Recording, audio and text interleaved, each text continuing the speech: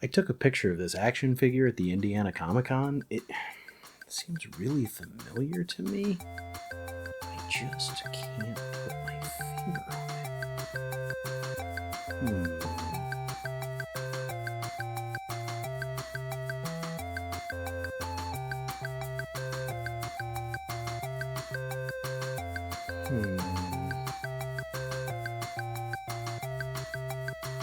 I don't know. I can't figure it out.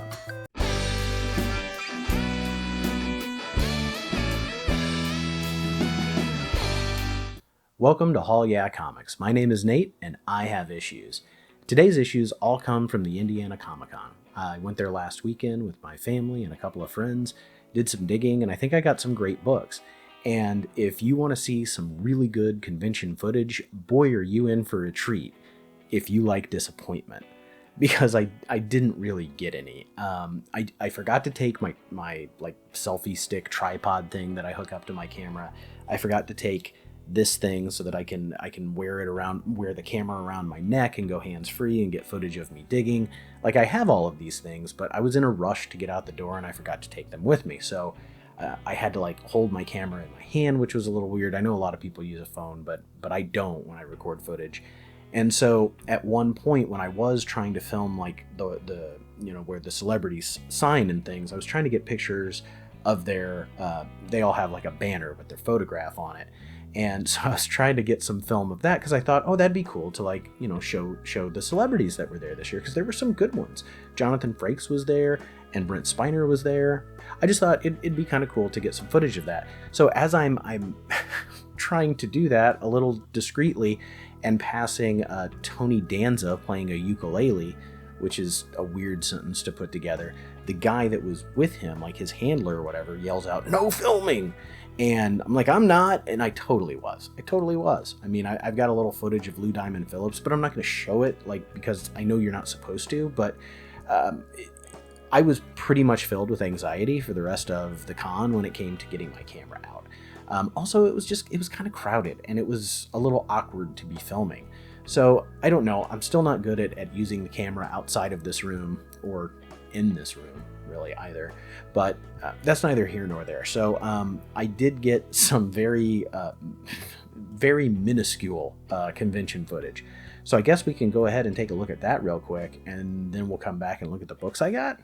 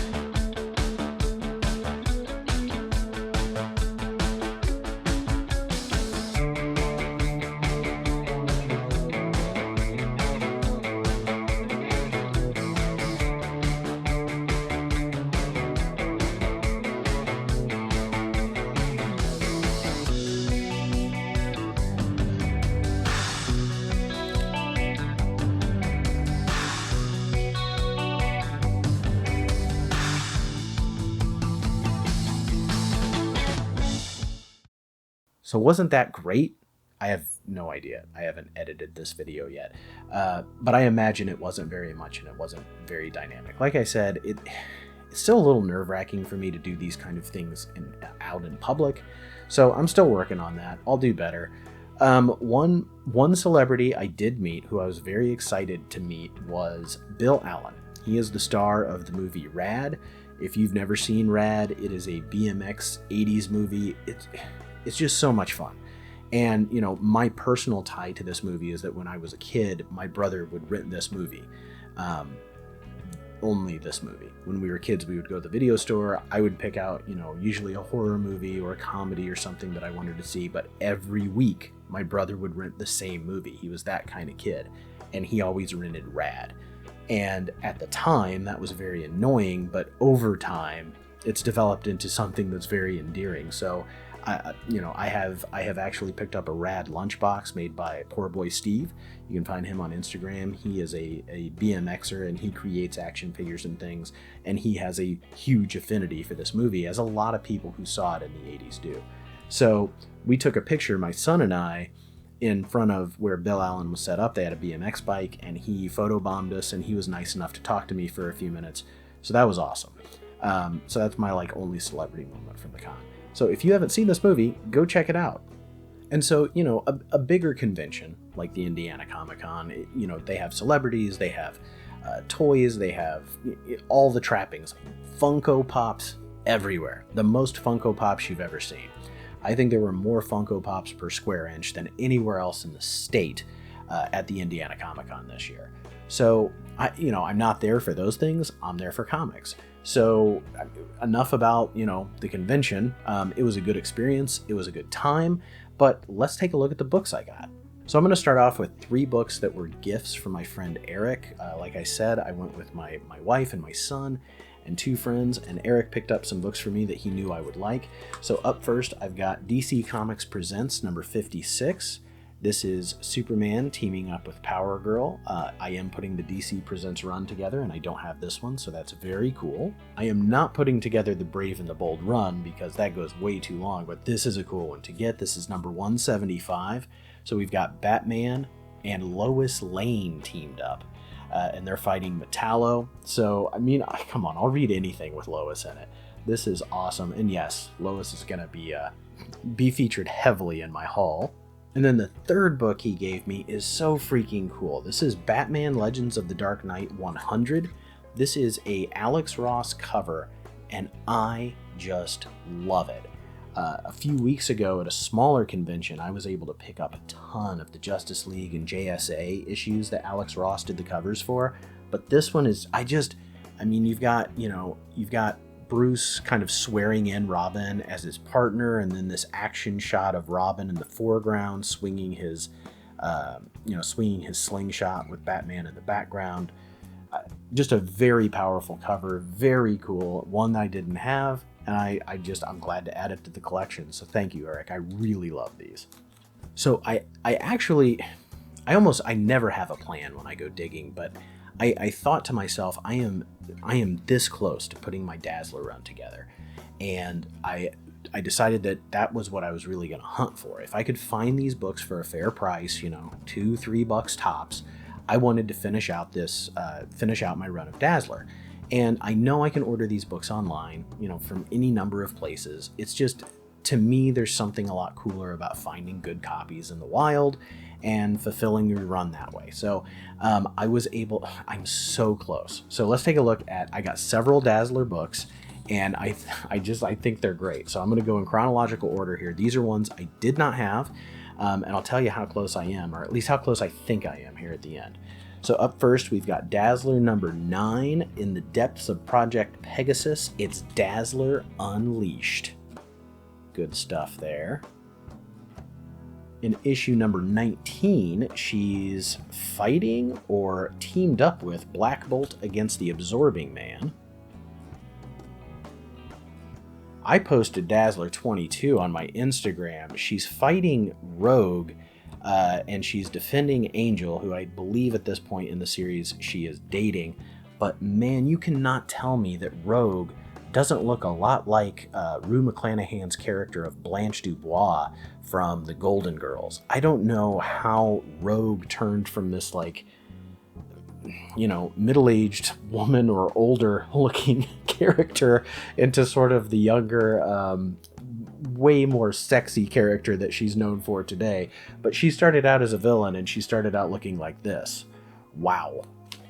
In issue number 23, I think we all remember when Dazzler fought Flame. His name is Flame. I don't remember this character at all. I wonder if he's a one-shot. That would be hilarious. Issue number 25, I think, is a really cool color with this black and red. It's, called the Jagged Edge, and it gives me gives me shades of Spider-Man No More, kind of where she's walking away, or I don't know, she's emotional about something. It's a cool cover. Also picked up issue number 37, another one I did not have. In this one, Dazzler is not really in a costume. She's more like dressed in, I don't know, aerobics wear or something, and I think she's fighting a giant samurai. Like I said, I just picked these up. I haven't had a chance to read many of them. And the last issue of Dazzler that I got from the run anyway is Dazzler number 39. So this is Dazzler in her newer costume. She's in the grip of death. I don't know what's happening. I don't know why her powers look so kind of funky and wavy. I don't know. It looks weird. I don't know who this villain is, but I know that I don't like this costume as much as I like the disco one for sure. But there's 42 issues in this run, and I needed this one to get all the way through. The last book I got for Dazzler is not like an official Dazzler book. It's one that I remember hearing about, and when I saw it, I had to have it. So this is What If issue 33, which has two stories, the first of which is What If Dazzler was the Herald of Galactus? Well, I think it would be awesome. That's what. And then the other one is What If Iron Man was trapped in the time of King Arthur? He'd probably Repulsor Ray the crap out of Merlin and take over. He'd be King Tony of Stark. But this is cool, right? So I'm really looking forward to reading this, because what if stories are so fun. It's like DC's imaginary stories. They don't have to play by the rules. They don't have to deal with continuity or worry about what effect what they have happen in the story is going to have on the rest of the Marvel universe, because they just get to have fun in this one issue. So this is kind of cool. This was a cool and unexpected find. And so after getting those books, where does that leave me? I am one issue away, according to my CLZ app. I actually need to get the physical books out of the filing cabinet here, put everything together, and make sure that that's correct. But if that's the case, I'm really hoping that the next time I do my new comic book pickup at my LCS, or that I'm digging in bins at a Half Price Books, I can come across that last issue that I need, and then I can have the whole run, and I can read the whole thing chronologically, and I think that'll be a blast. That's kind of the point of all this, right? Is that to read these books. So I'm really looking forward to that. I can't believe how close I got. One book is not a big deal. I'm way closer now than I was before the convention, so I'm really happy to be this much closer to completing another run. Now we're going to look at some nonsense, because there is nothing I love more than a book that's ridiculous, and this one fits the bill. This one I actually Dope from Dope Comics showed me one time. This is a DC Special number 27, Danger, Dinosaurs at Large. Do you remember the dinosaur invasion of 1977? I mean, I don't, because I was 1 year old. But this is great. Look at this. Look at this, what do you call that? Anamorphic? I don't know. But there's a big T-Rex, and then there's a dinosaur guy or lady, and Captain Comet. This looks hilarious. I can't wait to read this and see people fight dinosaurs in the 1970s. This next one is so stupid, and this is literally the first book I read. When I got home that night, I dug through this whole stack of books, and I've got some good stuff here. And of course, I chose not to read good stuff. I chose to read Archie's Ham Radio Adventure. This is a book that was put out in 1986 to educate kids about ham radio. So... Do you read me? Seymour, isn't it about time you made a real friend? Mother, please, I'm communicating with my fellow hams. How do I talk? Push this button here. You're all losers! My copy actually, I think, is a reprint, because the indicia inside says it's 1996 or 97. But it's exactly the same book. So in this book, there is a disaster, a volcano on some island, and Dilton, Archie's nerdy friend Dilton, is of course a ham radio operator. He's a ham, and in this book there's the history of ham radio. They talk about how ham radio works. They give you the different terminology. There is this guy here is like a jewel thief who pretends to be a Hollywood director who's staying with the Lodge family. Mr. Lodge is in his helicopter. Mr. Lodge is a ham radio operator as well. Him and Dilton are ham radio buddies. This was, it really was like your classic Archie story. It was just, good-natured fun and very unoffensive adventure. But embedded within all that was all of this ham radio stuff. And it was not the worst promotional comic I've ever read. It made me laugh more than once. So I love promotional comics. A lot of times, they'll be like anti-smoking, anti-drug. They're put out by different companies to promote their product. And this is just put out to promote a hobby in general. And I thought it was interesting. It's also interesting to me that like ham radio is a way for people to communicate in a way that now has been completely taken over by cell phones and the internet. So I just kind of have to wonder I wonder how strong the hobby is anymore, because everything that they were doing in here that for the time was probably a pretty big deal. Like, I can get a hold of him right now. Well, I mean, we can all get a hold of anybody right now. So I don't know how much ham radio has survived as a hobby into the modern era, but this was a really cool timepiece. So Archie's Ham Radio Adventure, 10 out of 10. I would read this again. So I was able to get another promotional book. This is another one of those Radio Shacks starring the TRS-80 computer whiz kids. This is a Superman special. This was given out for free at Radio Shack. It tells about their computers and the different hobby kits and things that they have, but it does tell a story where they team up against Major Disaster and help Superman defeat him. So this is, I think there's one more, if I remember right. Matt from Matt Likes Comics told me that there's 3 of them. So finding this one was a big score for me. So now I've got the Superman Wonder Woman Radio Shack one. I've got the Superman Radio Shack one. And I don't know what the third one is. Somebody can tell me in the comments, or Matt will the next time I talk to him, because I'm pretty sure he has the entire series. This was very cool to find and be able to check this one off the list. So the next couple are really weird. These are later Steve Ditko books. I'm not sure exactly of the years. I don't know. I can look that up. It doesn't matter. Later in his career, Steve Ditko became very reclusive, and he wasn't doing work for Marvel or DC. He was doing work for himself. He was a ardent philosopher, student of the philosophy of objectivism. And he would make these books, and I think they were really mostly an excuse for him to put things, into art and writing that espouse that philosophy. And so this one here is called Who Are the Spoilers? And I read this one, and it's odd. It is odd.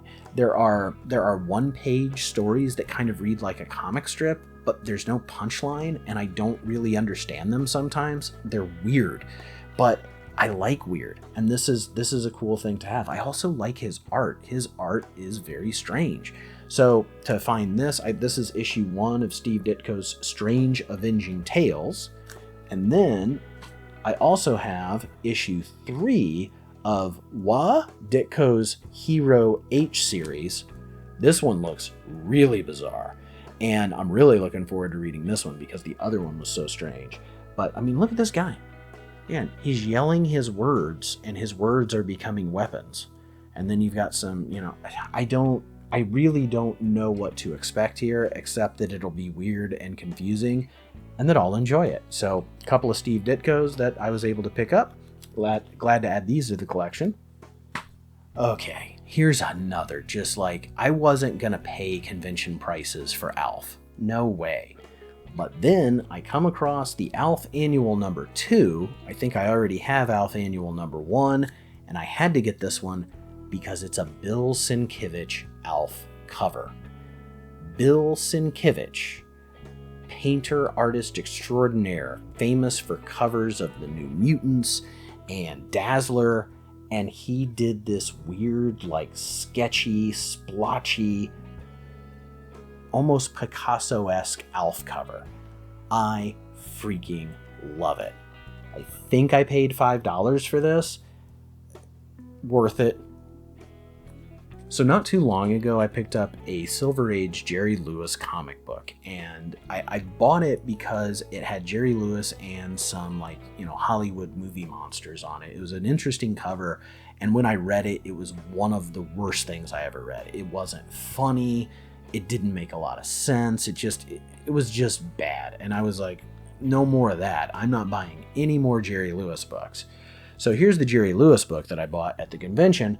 This is number 97, and I think you can clearly see why I bought it. I mean, Jerry Lewis crossing over with Batman and Robin, with the Joker trying to cut Jerry in half with a laser. I just kind of had to. It's in pretty good shape, too. I think this is a desirable book. I was actually talking with someone that I knew from my old comic shop days. We were digging through bins together, and he saw that it had a $15 price tag on it. And he said that book is worth it. If you don't buy that, I'm going to buy it. So I got FOMO at the bin, and when I did take it up and bought it with another book that I'll show you here in a bit, I actually only paid $10 for this because the dealer gave me a nice bundle deal. So I'll read it. I'll see if I have reader's regret, but I definitely don't have cover regret. Like I said, the Jerry Lewis books are not something that I'm really particularly drawn to when it comes to the Silver Age DC, but they're never going to reprint these. If you do want to collect them or have them, the only way you're going to do it is to be able to get the actual book. So right now at this moment, I don't regret this. After I read it, I'll let you know.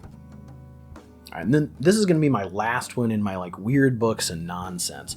This one, I just don't know. I've never seen this title before, and the cover is crazy. So this is an Archie series, but not Archie. It's from the Archie imprint, and it's called Tales Calculated to Drive You Bats. And this cover has this Triclops guy with a shrink ray gun, and he's trying to shrink these people. It looks, weird fantasy, or it's got kind of an EC look to it, and I don't know if that's what they were going for. The interior art is still kind of traditional Archie look, but I think they are science fiction tales. It's just not, I don't know. They didn't try to go adult or try to go pure horror on the inside, but it seems like they were trying to get people's attention with the cover.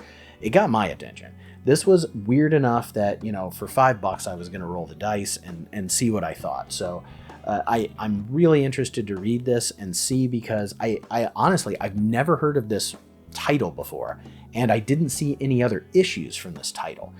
This was the only one. I got this in the same place I got the ham radio book. It was just in a bin of random Archie books. So if anybody knows anything about Tales Calculated to Drive You Bats, I would like to know more. It's a weird one. All right, I promised some more Lois Lane. I did pick up a few here, so in chronological order, well, till we get to the end. I got issue number 32. This is a great cover.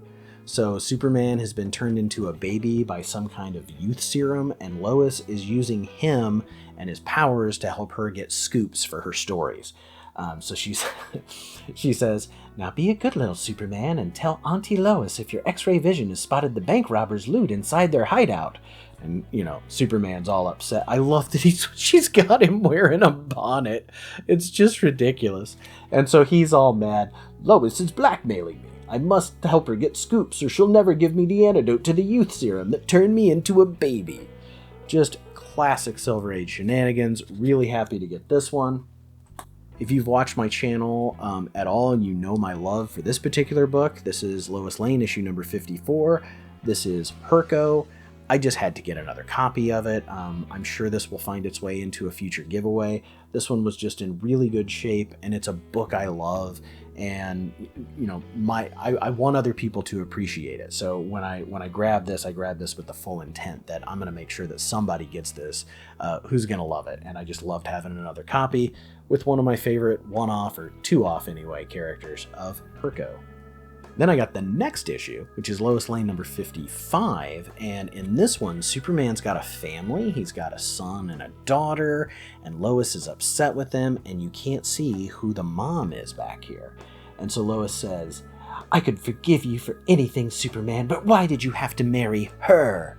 I mean, my prediction is it's going to be Lana Lang, but I don't know because I haven't read this yet. But, Superman's, I know this will break your heart, Lois, but I've been married for years for reasons I can't reveal. I had to keep my marriage a secret. So this whole time that Superman won't marry Lois, it's because he has a secret other family. Setting up franchises.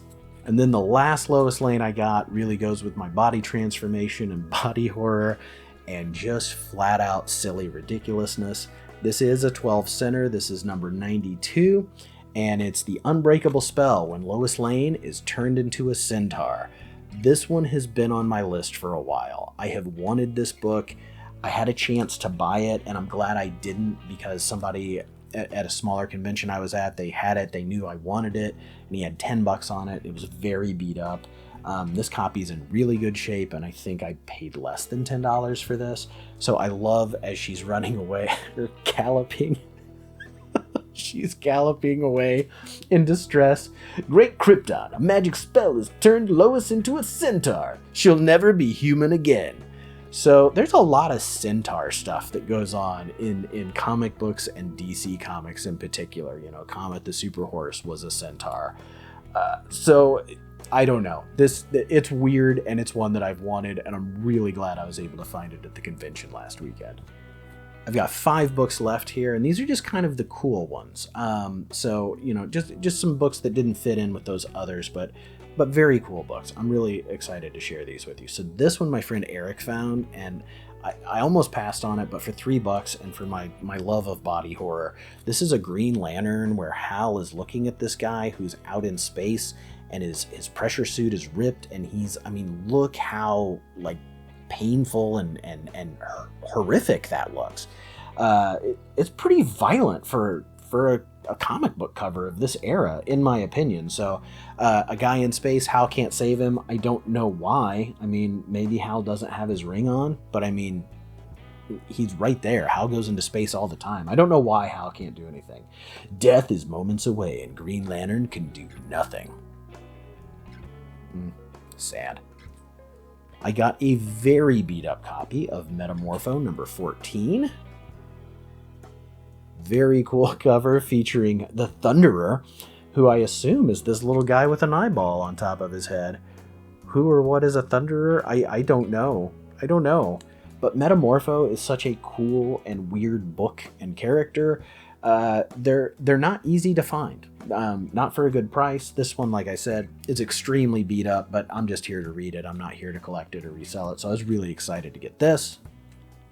This is a book I have. This is Supergirl number 10. This is actually part 5. So Prez, right there. Prez, the character, the teenage president from DC's Prez. I assume it was supposed to be an ongoing series, but it's not. It was canceled after 4 issues, and I don't think it wrapped up.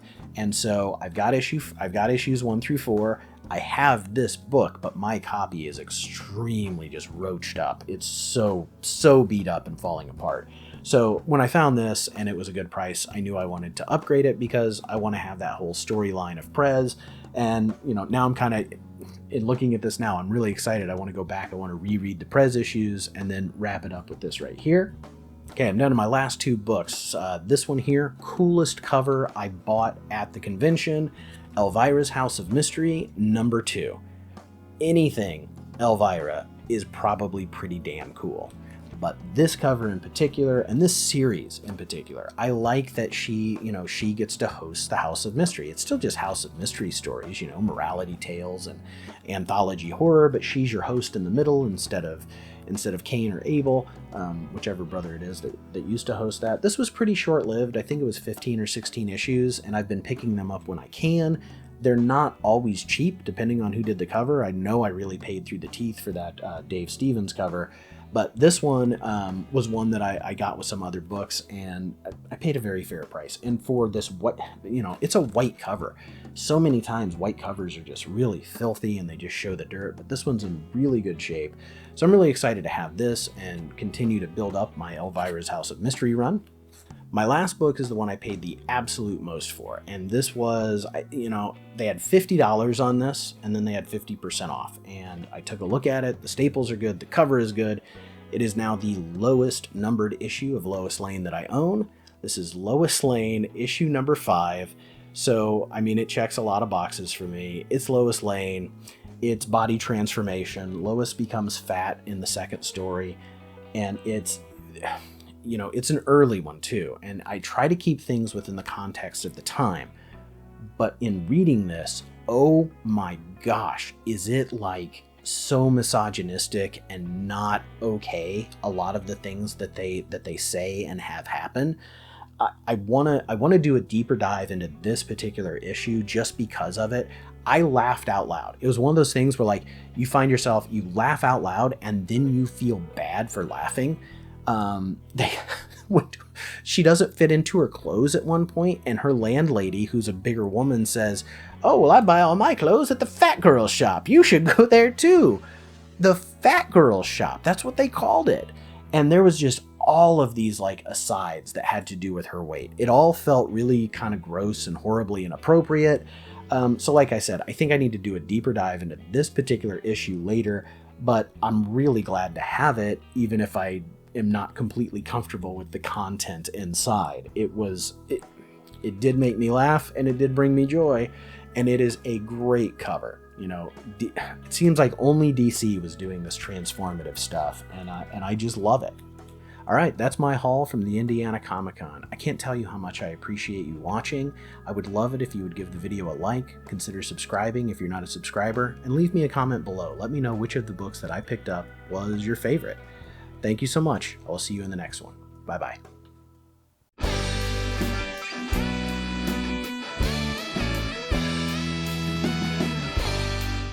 Battery's about to die. Can't believe it made it this long. Jeez. Good. The dog's barking. And the wind is blowing. I feel like The Witcher. Wind's howling.